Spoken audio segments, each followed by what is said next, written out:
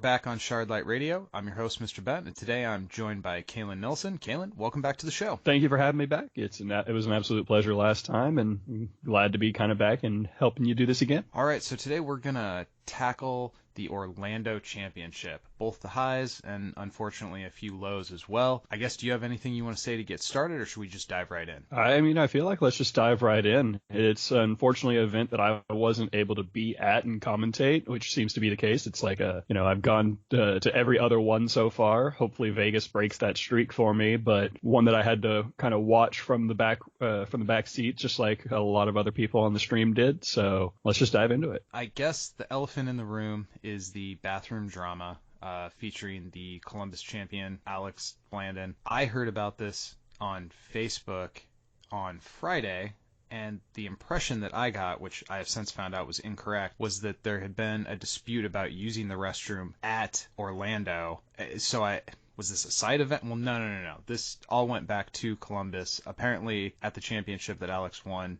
there was some feeling that he was using the restroom an excessive amount, and there was an attempt to talk to him about this issue prior to the event. That's where things got a little bit out of hand. Yeah. So to clarify, it was, and the reasoning behind it, and normally it's like, well, what can you do in the restroom? Well, if you have your phone on you, you can try and talk to somebody about the match, be like, hey, what do I do in this situation? You also playing a deck like what Alex had, where his deck was very much a long-winded deck, which I can safely say after casting a mirror in the final for just shy of 3 hours. So it's one of those things of, oh, well, if you win game one and I go to the bathroom and no bathroom break is given, no time extension, then I get an advantage because they're not going to be able to kill me before game to actually get a game two and cause a draw. I can understand and see where they were coming from in regards to that, but at the same time, when you have a medical issue, you've got a medical issue. So, well, and to be clear, I did speak to Alex, so I have some of his perspective here, but I don't want to put words in anybody's mouth. He, according to him, left his phone on the table where the game was being played anytime he used the restroom, and was accompanied there by a judge, which seems pretty reasonable to me. Yes, 6 bathroom breaks in the top 8 is excessive. However, if there is a legitimate underlying medical issue, and it seems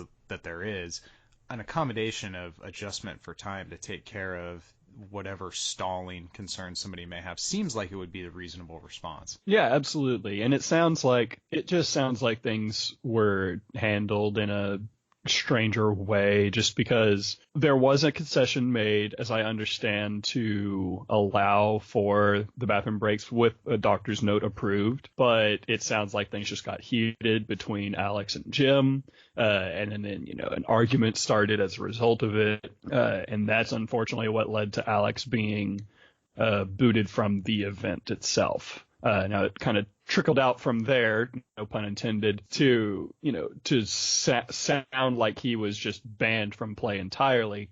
But as I understand, from what you've said to me, he was actually just booted from the event, not banned from playing altogether. At the time of the disagreement, what I was told, and again, I wasn't there, but what I was told is that Jim actually yelled at him that he was banned from playing Argent Saga. But prior to the end of the weekend, ARG, someone with the company, contacted Alex and said, dude, you're not banned. You just weren't allowed to play at Orlando, but you can play at any future events. And to be clear, they offered him to either refund his ticket price or he could still get his promos.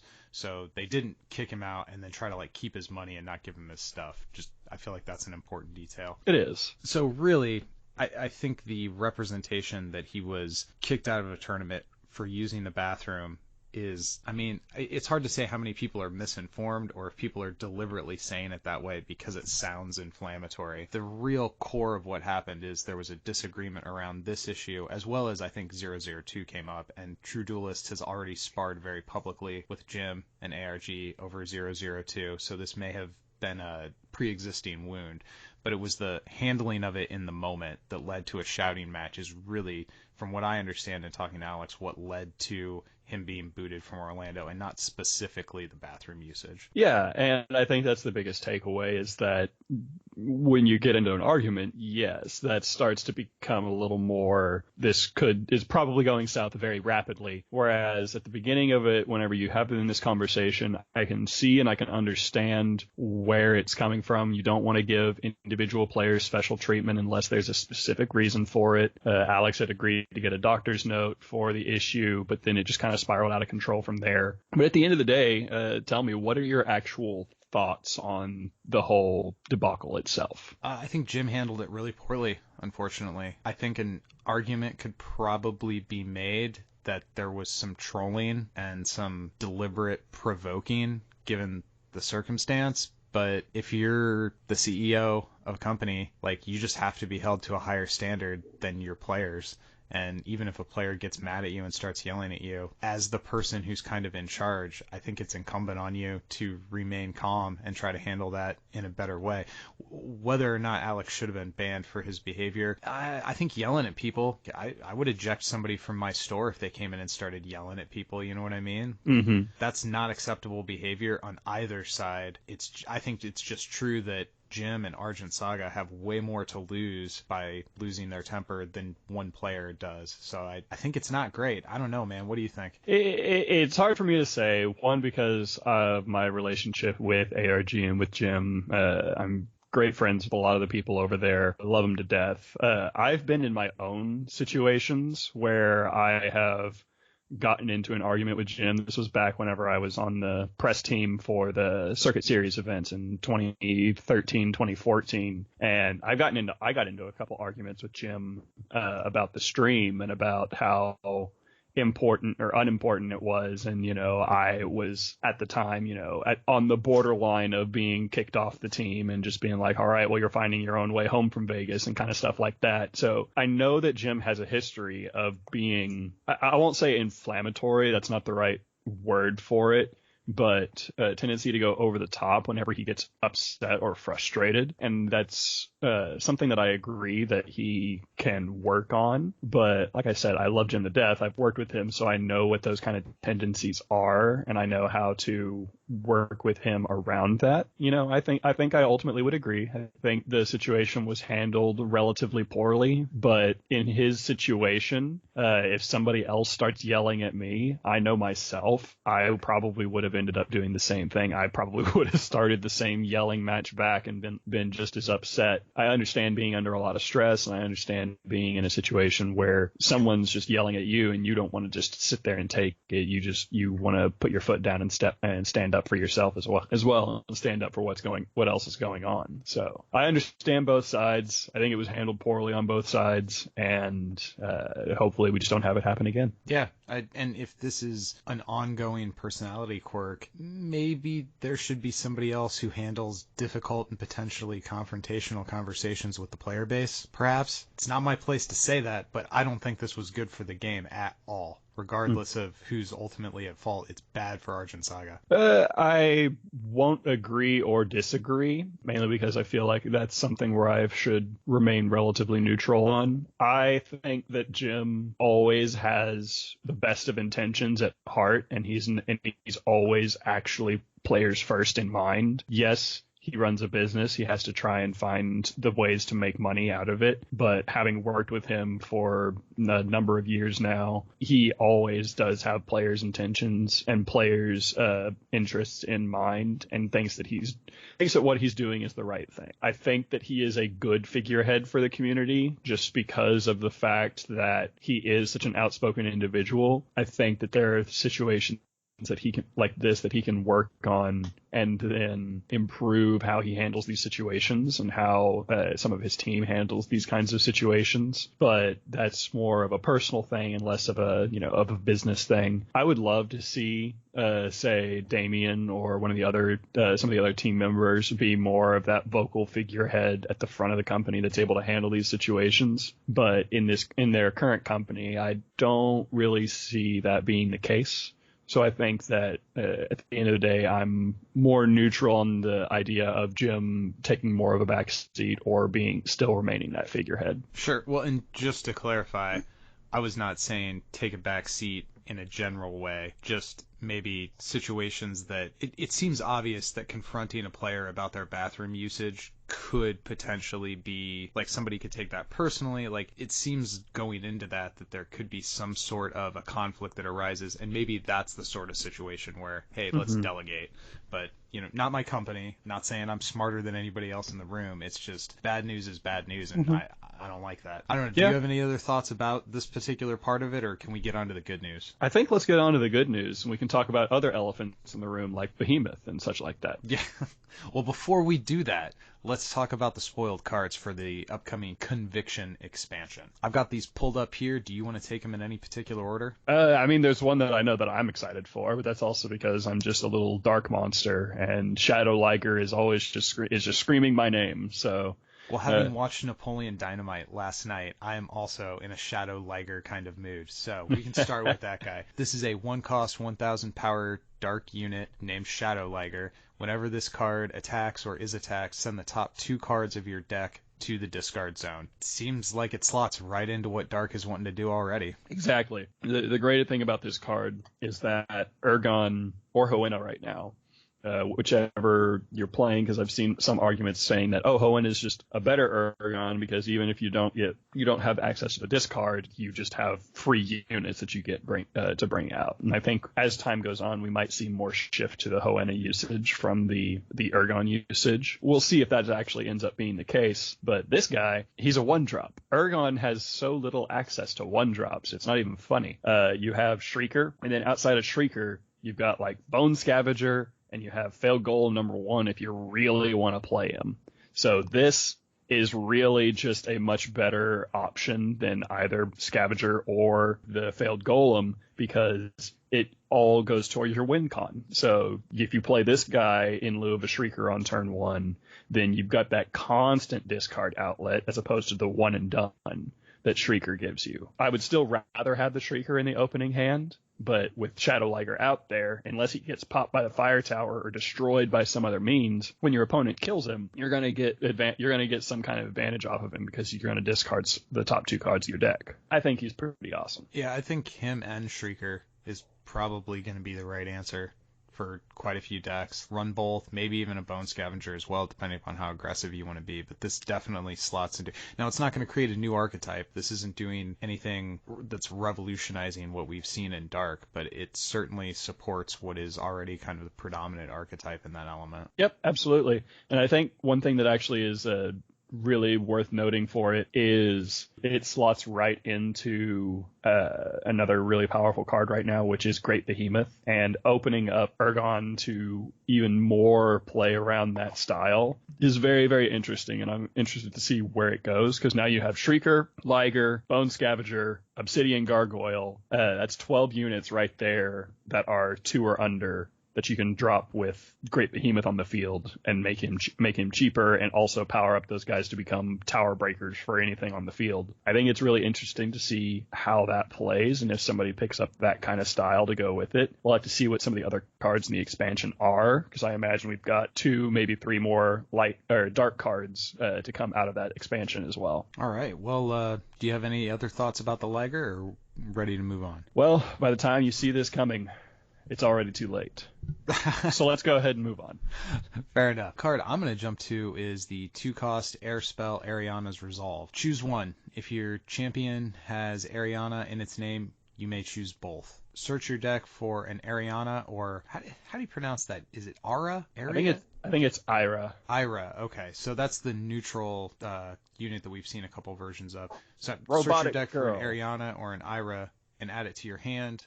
Or put target Kala unit and or Ariana's amulet from your discard zone into play. And if your champion is Ariana, you get to do both of them, not just an or.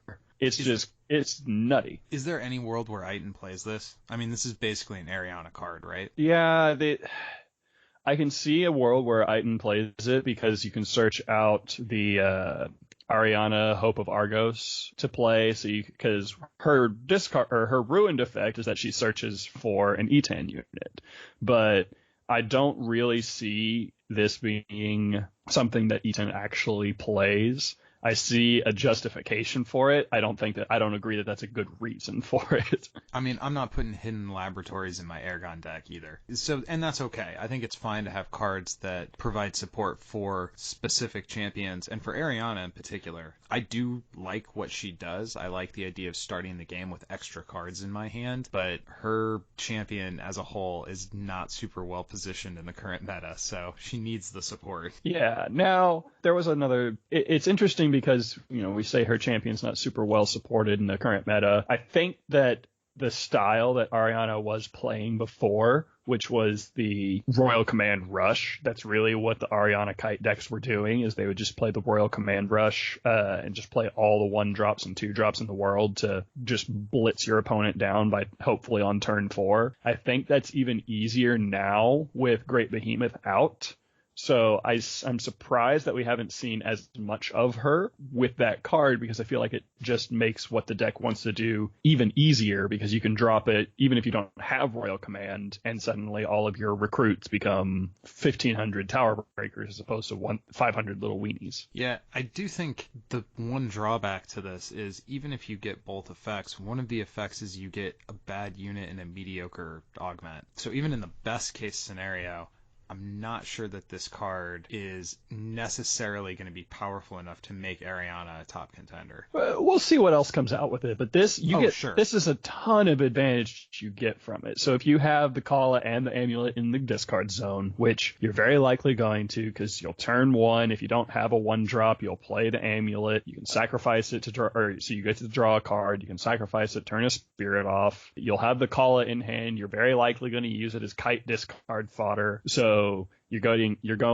+2 off the Kala and the Ariana's Amulet, and you're getting the card out of your deck to your hand. So it's a card that you pay to for a +2. It feels pretty good. And Kala, as I understand, we're supposed to be getting new Kala units we might actually get in this expansion.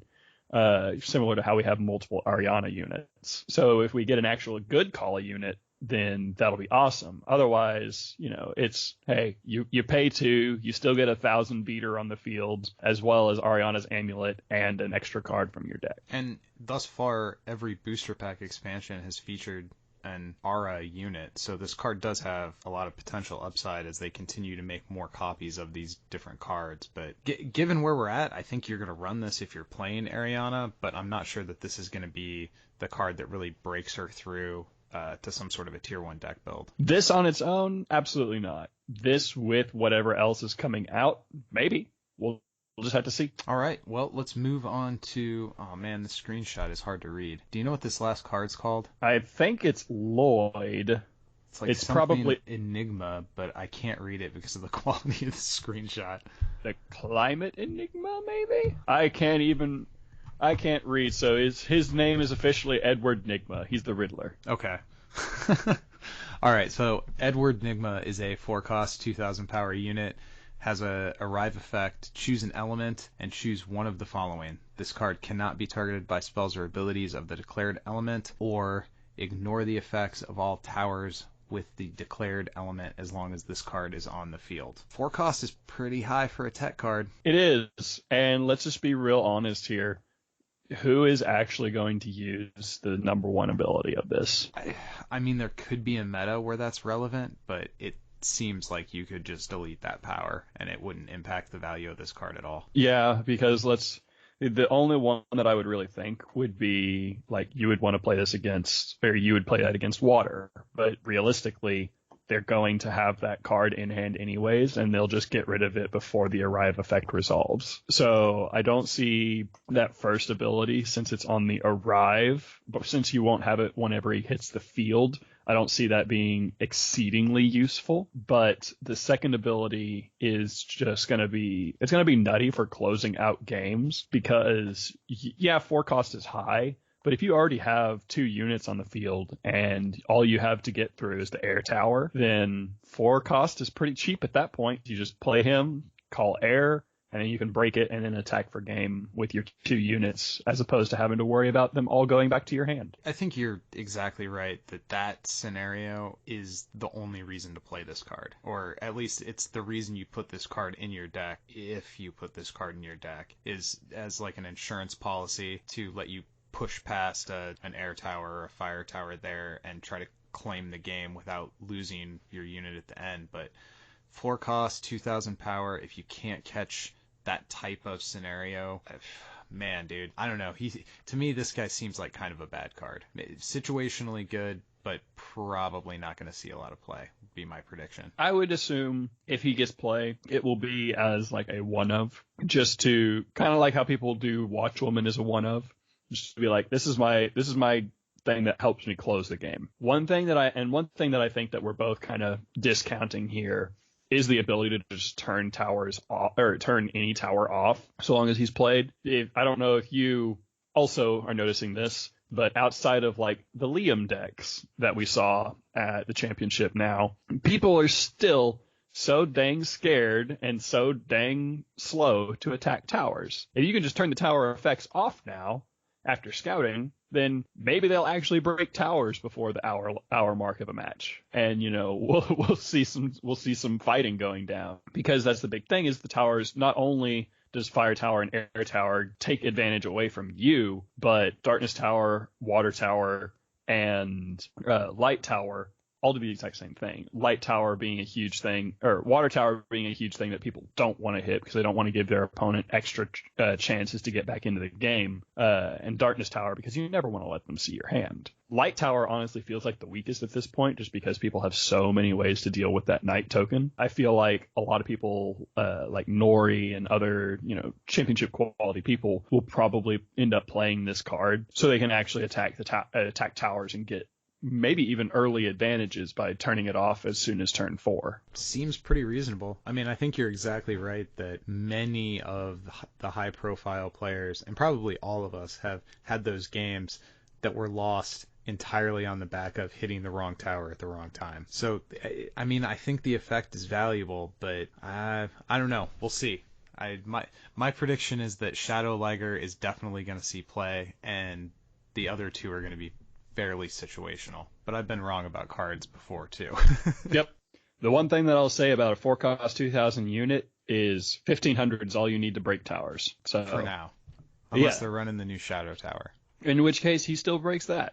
Yeah, that's true. So we're at a point in the game still where unit power past a certain point doesn't mean a whole lot, aside from trying to kill the unit, with things like debilitating miasma or dust strike, which this unit is susceptible to. But unit power past, I would say, 2,000 doesn't mean a lot, in my opinion. Although with Bone Scavenger rising in prominence, being able to deal with that Bone Scavenger does make some of those bigger numbers a little bit more attractive than they potentially were before. Oh, of course. All right. Well, do you have any other thoughts about the Spoiled Conviction cards, or is it time to jump into the championship? Let's tackle this championship here. All right. So the overall breakdown of the day, I thought we were going to see a lot more Ergon. I had talked to you before the event that I think Eragon's still kind of broken. I think he's still in a vacuum the most powerful champion, and the field did not shape up to my predictions. Ergon was not the most played guy. Absolutely. I'm actually going to scroll back in those messages just to see what I remember my predictions being, because I remember I broke it down. I'm like, I think it's going to be this followed by this, this, and this. Yep. And I was also just totally wrong, like on the complete flip side of it too, because I was like, yeah, for spread in top, I think it's going to be Ergon, then Liam and Jillian Jamile. Now, the thing is, I was almost right. Yeah, you were a lot closer than I was. Ergon just needed to be flipped to the bottom because there were only the 2 Ergon decks present as opposed to the 3 that there were for Liam and Jillian Jamile. But one thing that I was right on was that Rain came, after all of those, because top players just aren't on the Rain train for the most part. Now, literally at 9th place we had Rain Luna, which is the deck, I think the best iteration of that deck, just outside of the top 8, and was the only 5-0 or 5-0-2 player that did not make it into the top cut because it was a top 8, not a top 16 event. So that was a little unfortunate for him, and a little unfortunate for me as an avid Rain supporter. That's kind of how the cookie crumbles. I think that sounds exactly right for Rain. He's just on the outside of being a good deck. Like, it's almost there, but not quite. Don't do that to me. Don't do that to me. I actually really like the Blazewalker mechanic. I think the expelling stuff and having to kind of play that dance with your resources is really cool. I just think they need like one more good one. That's fair. Now, with the Blazewalkers, I think they actually have a solid matchup, or with the Rain Luna deck, I should say. They have a solid matchup into Liam that isn't running like hyper aggressive Shard Beast style, because the biggest thing I will admit about Rain Luna is that it struggles dealing with units that are 2,000 power. So when you're dropping Shard Beast and Yuki and Night tokens over and over and over again, that's really difficult for that deck to deal with.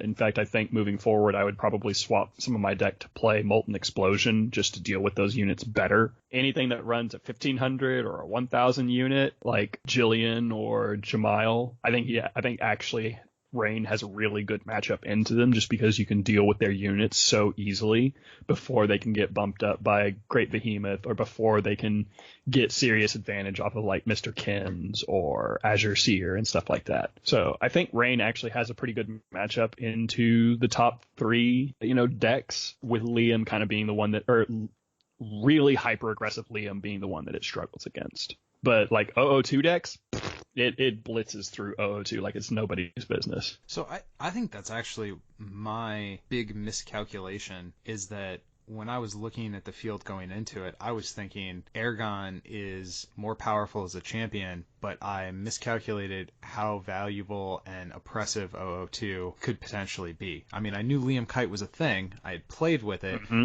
I just felt like, man, a lot of these high-level hardcore players are going to go the control route and just opt for the more powerful champion, and that did not end up being the case, and I think that's largely on the back of how difficult 002 is to deal with. And I wouldn't say even necessarily that it's super difficult to deal with 002. Dealing with one 002 is easy, but whenever you're playing this Liam Kite build that's running 3 Vabriel's Gift, so you're essentially able to play 002 every single turn, as well as things like Guiding Winds to protect it.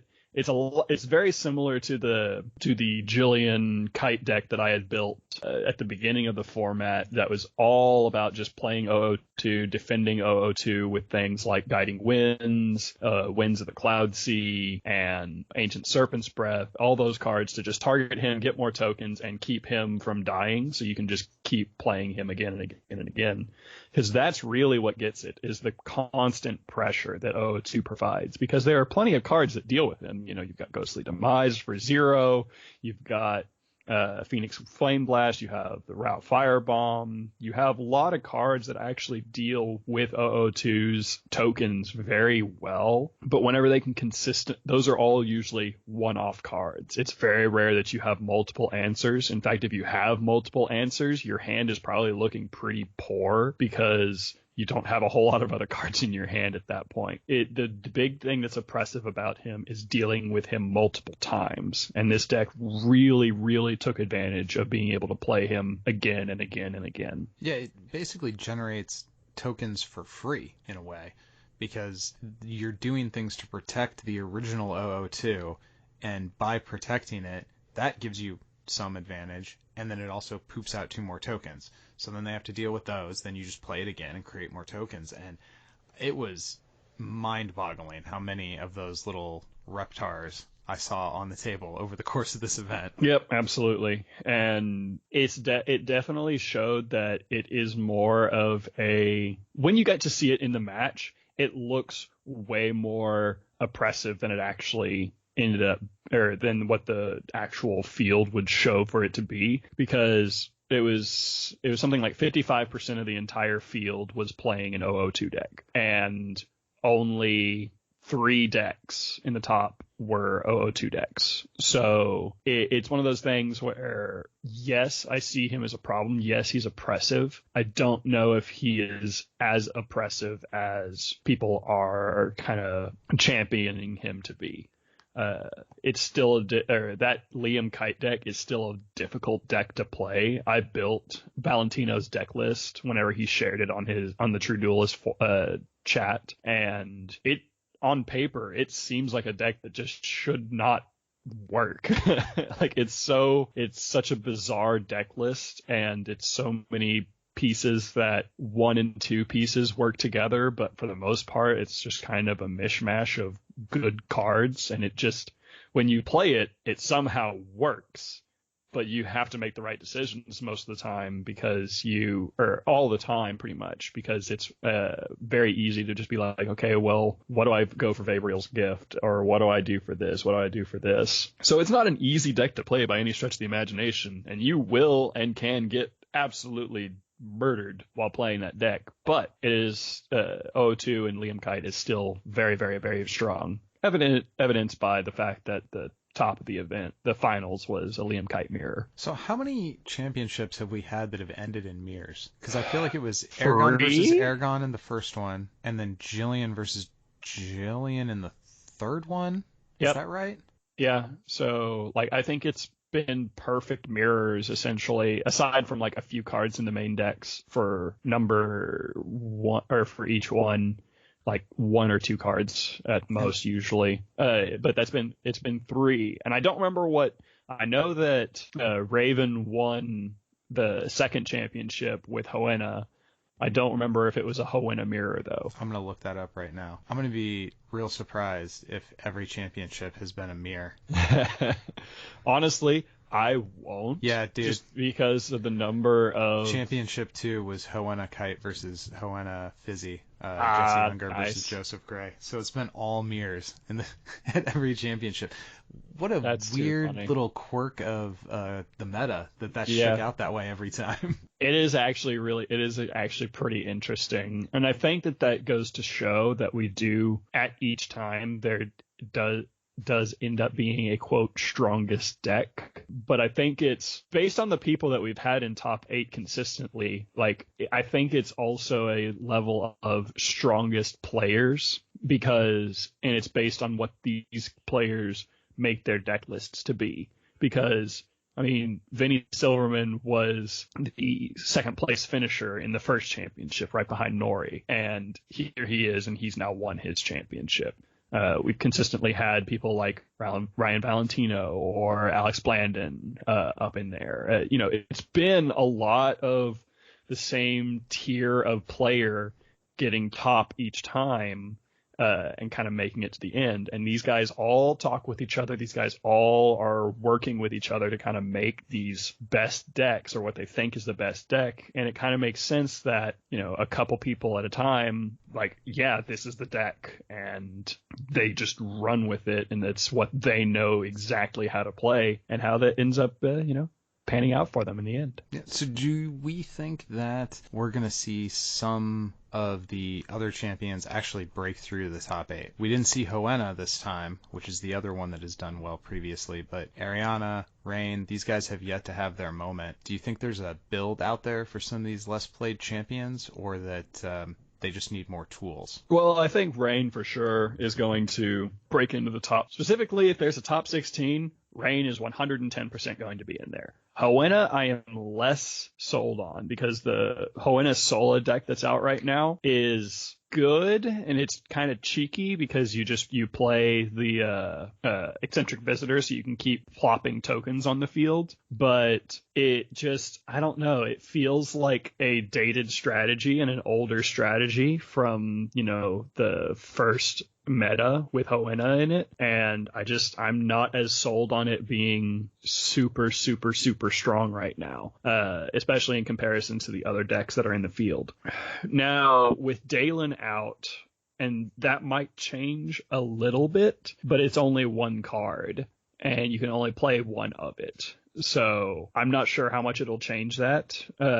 I think if Dallas has a top 16 instead of a top 8, which I really hope that it does, I see of the top 16 maybe one Hohenedek up there, but I think it'll be predominantly more of the same. It'll be more Liam, it'll be more Ergon, it'll be Jillian and Jamail, and then Rain. And I say Jillian and Jamail kind of as one champion because they feel relatively interchangeable. They do very similar things. Not quite the same way, but similar things for sure. Yeah.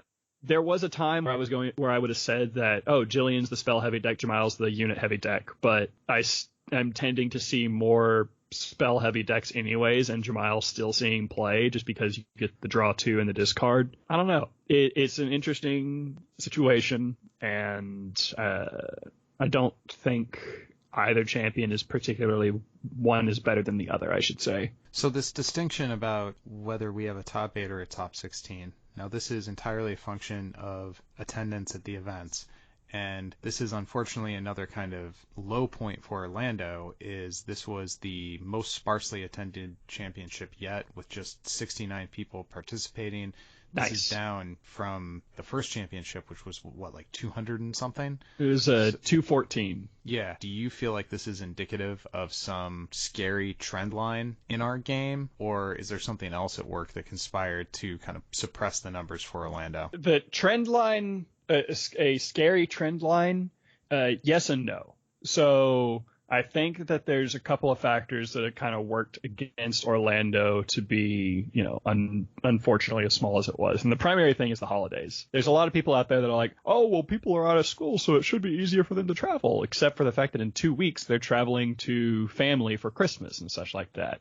They can't afford to travel multiple times during the same month to be able to go to all of these championships, as well as to go travel to meet family or anything like that. Holidays for a lot of students is that time to actually relax and not worry about things. So having to travel right after all of that can be stressful. I can understand them not doing so. But the long and short of it is I think the holidays, it was always going to be a lower count event. And then the other thing is the game's early success was carried by it being, one, a really good game, but two, it being having a lot of hype behind the Kickstarter. That's why that first championship was so strong, was we had all these players that got all their stuff from the Kickstarter, and they're like, oh man, there's a championship already that I can go and maybe play for $5,000. Also, it's the first championship ever, so it's, oh man, so I can be part of, history if this game actually takes off. So they all went to this championship to go and participate because it was super, super meaningful. There's nobody that's going to look back in history and be like, oh man, I went to the second championship. Oh yeah. I mean, we had to go look up what the, final matchup was.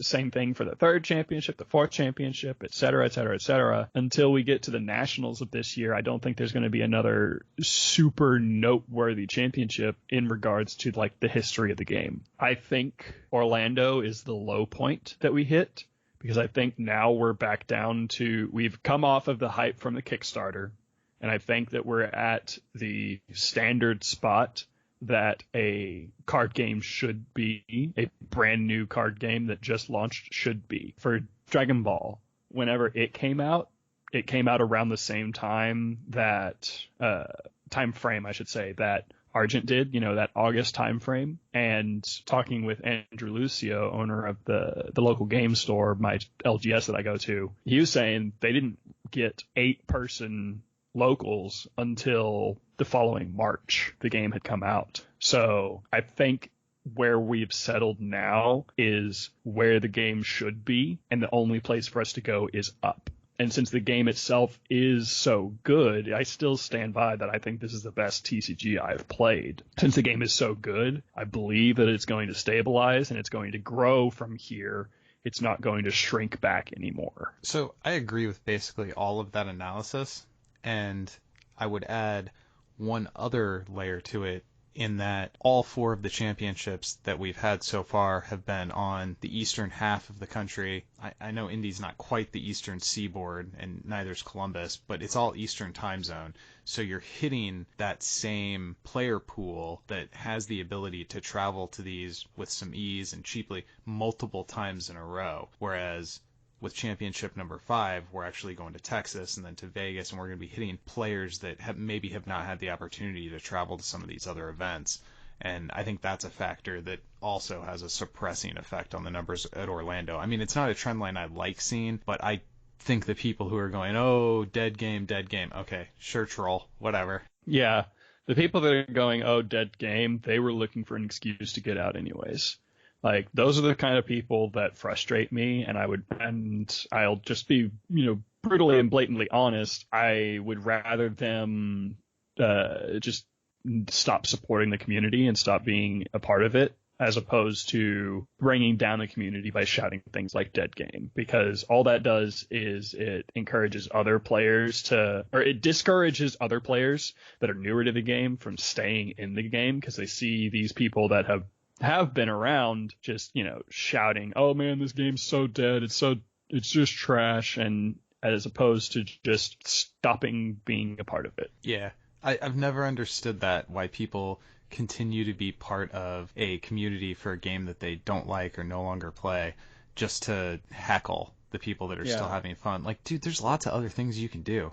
Like, I'm going to have fun whether you think I should or not. Feel free to leave if all you're going to do is be a jerk. Yeah. Now, I admit that I'm a little guilty of this as well. I will jokingly heckle people for playing Yu-Gi-Oh! Because compared to the game that I played whenever I was in the game, I feel like today's game is just kind of so bizarre and out there and just, frankly dumb. But, I'm not going to let that, or I don't want that to take away from other people's enjoyment of the game. And I will explicitly say, I mean this in all joking, possibility, to make sure that they still have fun with their game. They still play it. I'm not part of that community. I don't have any of those cards anymore, except for a few little collector's pieces. If you're done with the community, be done with the community. If you made friends in it, awesome. Add those friends, keep communicating with those friends, and keep those friendships alive. That's part of the biggest reason that we play TCGs, is to get in these communities and make these friends. Keep those friends. Don't discourage them from keeping to enjoy things that they actually do. Yeah, man. You don't have to build a sandcastle. Just don't come kick mine over. We can each leave each other alone if that's how it's going to be. Exactly. All right. Well, I guess, do we have any other thoughts about anything with regard to Orlando, specific cards, combos, meta-analysis? I think we've kind of hit on just about everything. I don't want to cut you off if you had some more additional thoughts, though. No, I mean, the only thing that I would say is going into Dallas, if we can get another final that's only an hour and 45 minutes long, I am totally down for that. My vocal cords will love us for it. So let's shoot for more of these shorter finals. I'm with you on that. I enjoy the game, but 3-hour finals are a bit rough to watch in the middle of the day. 3-hour finals are so difficult to talk about. Yeah. All right. Well, hey, thanks for coming on the show again, man. And we'll be definitely having you back on again in the future. Yeah, I appreciate it. Thanks again for having me back. Go win some games.